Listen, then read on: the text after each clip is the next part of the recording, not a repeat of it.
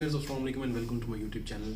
अगर आपकी फैमिली में किसी को मम्प्स या फिर कान-पेड़ों का डिजीज़ हो गया और आप बिल्कुल क्लूलेस हैं कि आपको क्या करना चाहिए, तो ये वीडियो सिर्फ और सिर्फ आपके लिए है। वीडियो को एंड तक ज़रूर देखें ताकि आप इस बीमारी के बारे में बेहतर तरीके से जान सकें और समझ सकें कि आपको क्या करना चाहिए।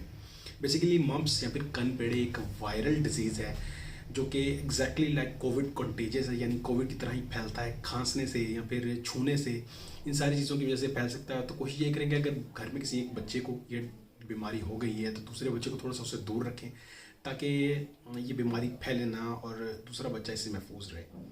इसका वो ख़ास ट्रीटमेंट नहीं है, लेकिन बच्चों को जब हिफाजती इंजेक्शन बचपन में दिए जाते हैं तो इसकी एक वैक्सीनेशन दी जाती है ताकि इसकी शिद्दत ज़्यादा ना हो सके।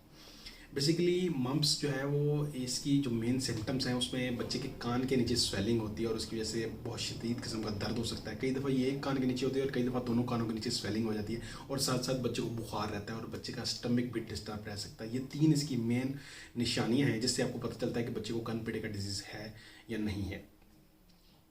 इसके अलावा जो एक और चीज़ जो इसके साथ साथ आपको जहन में रखनी है वो ये है कि इसका कोई ट्रीटमेंट नहीं है, इसकी सिर्फ वैक्सीनेशन है, इसका कोई ट्रीटमेंट नहीं है। लेकिन इसकी सिम्टम्स को ट्रीट किया जा सकता है, जैसे कि दर्द है या बुखार है, इन चीज़ों को ट्रीट कर सकते हैं।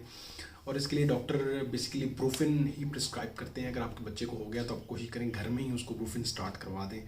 अगर तो वो सिम्टोमेटिक है यानी उसकी सिम्टम्स शो हो रही हैं तो जल्दी इससे रिकवर कर जाएगा। लेकिन कुछ बच्चों को इसकी सिम्टम्स शो नहीं होती तो इट मीन्स कि उनकी बॉडी बेहतर तरीके से इससे फाइट करी है। हर बच्चे को ये डिफरेंट तरीके से रिएक्ट करता है। किसी को दोनों कानों के नीचे स्वेलिंग होती है, किसी को बुखार बहुत तेज़ होता है, किसी बच्चे को बुखार नहीं होता। अब हम बात करते हैं इस बीमारी की वजह से होने वाली कॉम्प्लिकेशंस की।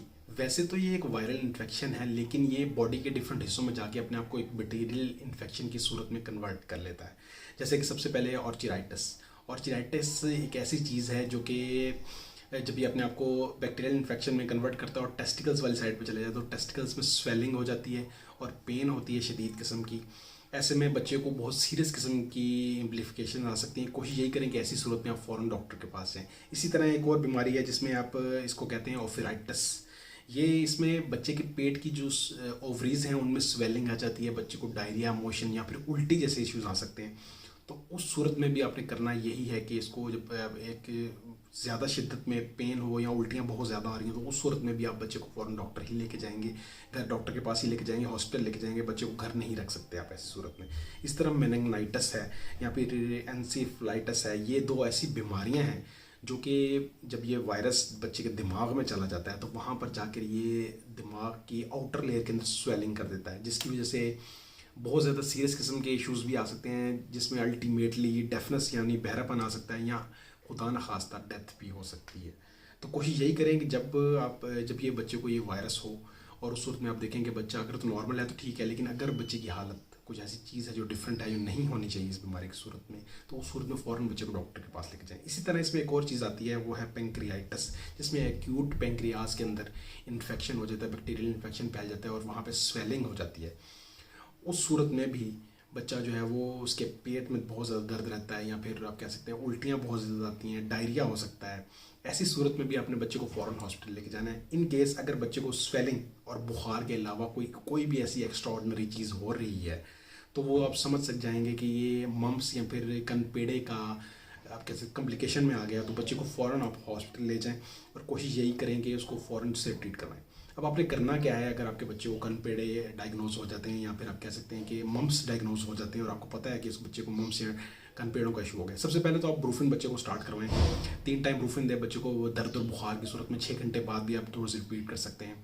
वो आपके बच्चे की स्वेलिंग को, इस दर्द को मैनेज करेगी और साथ साथ बुखार के लिए भी बहुत ज़्यादा इफेक्टिव रहेगी। इसी के साथ साथ आप कोई ना कोई बच्चे को एंटीबायोटिक एहतियातन यानी एज ए प्रिकॉशनरी मेजर भी स्टार्ट करवा सकते हैं। उसका फ़ायदा ये होगा कि अगर बच्चे को बैक्टीरियल इन्फेक्शन फैल रहा है तो वो उस सूरत में बच्चे को फ़ौरन ही रिकवर कर लेगी, या फिर आप कह सकते हैं कि बच्चे को पहले से ही उसकी बॉडी जो है वो एंटीबायोटिक से लड़ने के लिए मेडिसिन आप दे रहे होंगे तो बच्चा बेहतर तरीके से रिकवर कर सकेगा उसे जल्द से जल्द। इस सूरत में मैं रिकमेंड करूँगा अल्टीमा, एक ऐसे सिरप है जो कि एंटीबायोटिक मेडिसिन है, वो इसके लिए काफ़ी ज़्यादा इफेक्टिव रहती है।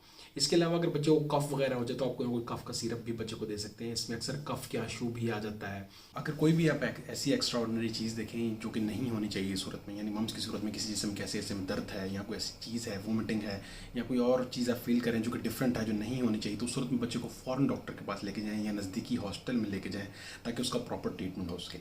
वीडियो से रिलेटेड या इस बीमारी से रिलेटेड कोई भी सवाल हो तो आप कमेंट में मेरे से पूछ सकते हैं। अगर वीडियो अच्छी लगी हो तो थम्स अप जरूर दीजिएगा और मजीद ऐसी वीडियोज़ के लिए मेरे चैनल को सब्सक्राइब कीजिएगा। अल्लाह हाफ़िज़।